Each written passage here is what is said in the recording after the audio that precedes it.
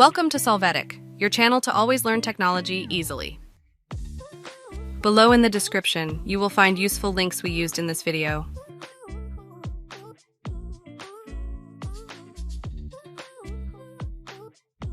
Today in Solvetic, we will see how to put link in PowerPoint presentation.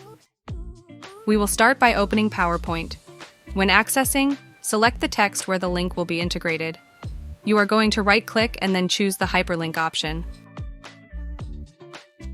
After this, in the pop-up window in the address field, you will enter the desired website. Click on OK.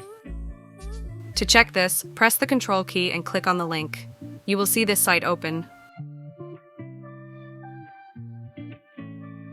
Hey, remember to subscribe Solvetic channel.